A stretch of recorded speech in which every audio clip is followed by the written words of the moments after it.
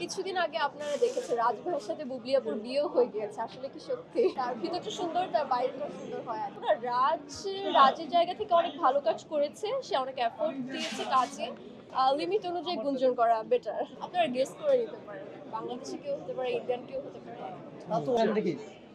প্রোগ্রামের সব ভীষণ পরিমাণে ভালো লাগছে। এতক্ষণ প্রোগ্রাম দেখলাম, উপভোগ করলাম, আর অনেক সিনিয়র জুনিয়র পার্সন মিলে অনেকেই আছে, তো ভালোই লাগছে। একটা গেট টুগেদার মতো, আর এত বড় একটা অ্যারেঞ্জমেন্ট করেছে যারা প্রোগ্রাম অর্গানাইজেশন ছিল, তো সব মিলে আমার কাছে ভীষণ পরিমাণে ভালো লাগছে।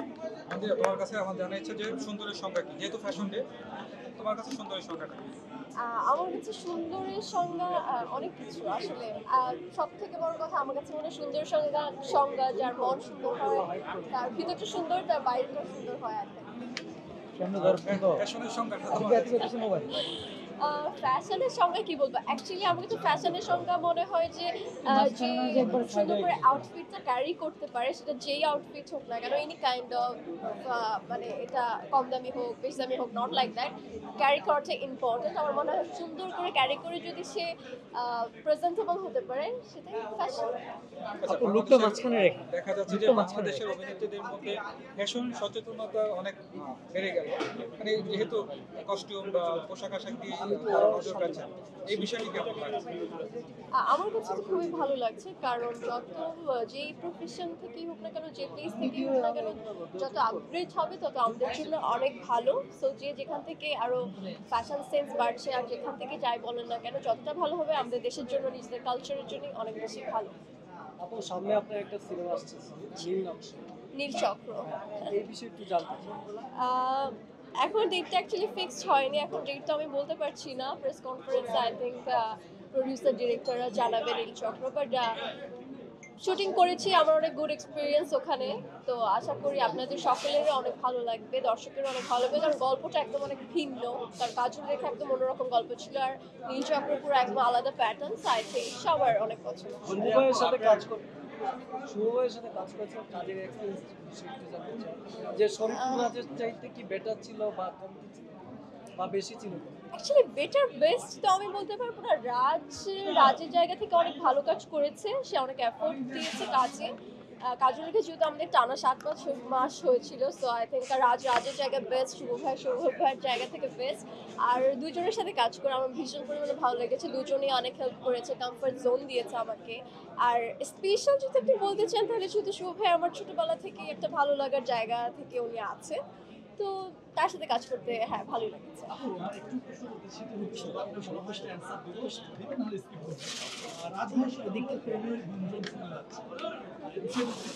কিছুদিন আগে আপনারা দেখেছেন রাজভাইয়ের সাথে বুবলি আপুর বিয়েও হয়ে গিয়েছে, আসলে কি সত্যি?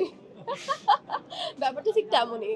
আচ্ছা, তোমার এই গুঞ্জনগুলো কেমন লাগে, যে ছবি যে বিভিন্ন সময় গুঞ্জন হচ্ছে, আমরাও আসলে সঠিক তথ্য গুঞ্জন আসলে আমার সত্যি কথা বলতে আমি অনেক ভালোই লাগছে, কিন্তু সবকিছু একটা লিমিটেশন থাকা উচিত।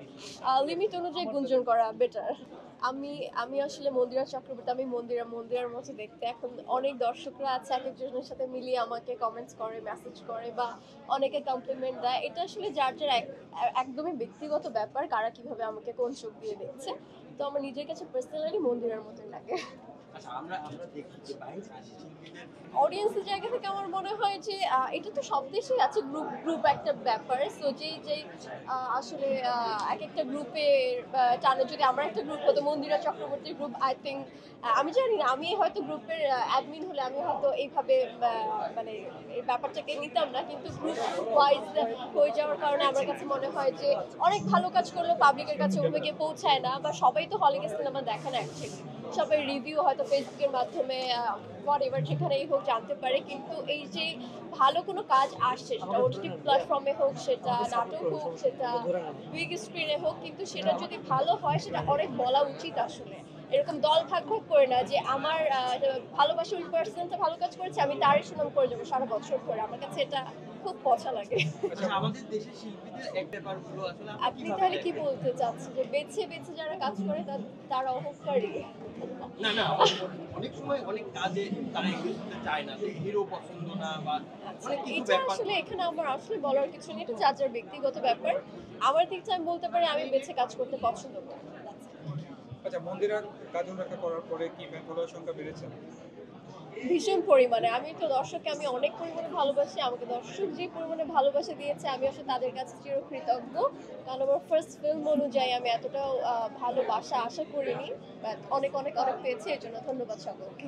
সামনে আসলে কি ধামাকা আসছে, মানে এই বছর কোনো ধামাকা এই বছর আমার আরেকটা সিনেমা শুটিং স্টার্ট হবে। এটা এখনো না বলি প্লিজ। আর এখন হিরো- অনেক হিরো- ধামাকা হিরো কে আছে। হতে পারে হিরোর নাম সেটা? বলতে পারবো না, মানে সরি। হিরো কে নতুন কোনো হিরো বা আপনারা গেস করে নিতে পারেন। বাংলাদেশি কেউ হতে পারে, ইন্ডিয়ান কেউ হতে পারে। তা তো প্রেম করছি তো, আর কি বলবো, নতুন করে আর কি বলবো। কয়টা করছে মানে পাবলিক ফিগার তো মানে মানে আপনি আমরা তো- একটু জানতেই চাই যে যেহেতু আসলে করছেন, কার কয়টা সঙ্গে করছেন? প্রেম করছেন। আমি তো আপনাদেরকে দায়িত্ব দিয়েছি, এটা কি বলবো, হ্যাঁ প্রেম করছি দ্যাটস ইট। প্রেম করছেন আপু বিয়ে করছেন আরেকটু পিছিয়ে যান। আমি অনেক ছোট আসলে, বিয়ে করার বয়স হয়। বিয়ে করার বয়স অবশ্যই। এদিক থেকে পেছন দিক থেকে বন্ধুদের সাথে কখনো বিয়ের গুঞ্জন আসতে পারে না, সে আমার খুব ভালো একজন কাছে বন্ধু। আচ্ছা, প্রেম এবং বিয়ে সবে যে এই প্রস্তুতি কি ঘুরে ফিরে আসছে, খারাপ লাগে কি মনে হয় আসলে সবে যে তারকাদের আসলে বিয়ে না করে সিঙ্গেল থাকা উচিত? কি মনে হয়? এইটা আমি আসলে এভাবে বলতে পারবো না, সব শোবিজদের সবার কথা আমি বলতে পারবো না, যার একদমই ব্যক্তিগত ব্যাপার। বাট আমি আমার কাছে যদি জানতে চাই, আমি বলবো যে আমার বিয়ে করা এখন অনেক দেরি, কারণ প্রত্যেকটা মানুষের লাইফের প্ল্যানিং থাকে। সো আমি এখন প্রচুর প্রচুর পরিমাণে কাজ করতে চাই। আর একটু আগে বলেছি বিয়ে করার বয়স আমার এখনো হয়নি। মন্দিরার জীবনে কি আক্ষেপ আছে কিনা? আমার জীবনে কোনো আক্ষেপ নেই, আমার কাছে দুটোই কমফোর্ট জোন, দুটো পারি, দুটোই কমফোর্ট জোন। এবং দুটোতেই কি আপনি গেইন করতে চান? নাচের মাধ্যমে আমি অ্যাকচুয়ালি আমি একটুকু বলতে পারি, আমি যেই প্লেসে এত অনেক বছর ধরে নাচ করছি, প্রায় 20 বছর ধরে। তো আমি যেই পরিমাণে আমি পুরস্কার পেয়েছি আমার জীবনে, ন্যাশনাল অ্যাওয়ার্ড পেয়েছি, তো আমি বলতে পারি ওই জায়গা থেকে আমি, সবাই আমাকে বেস্ট বলেছে, আমি নিজে থেকে বলিনি। সো অ্যাক্টিং ক্যারিয়ারে আমি জাস্ট এসেছি, তো এই মুহূর্তে আমি দুটোকে কম্পেয়ার করতে চাই না যে কোনটা বেস্ট বা দুটোই বেস্ট কিনা। সো এটা দর্শক বলবে, আমার এখানে কিছু বলার নেই। আপু আপনি অনেক ফিট, অনেক ফিট, মানে এই ব্যাপারটা একটু উল্লেখ করবেন। কি? আপনি অনেক ফিট। ফিট? হ্যাঁ।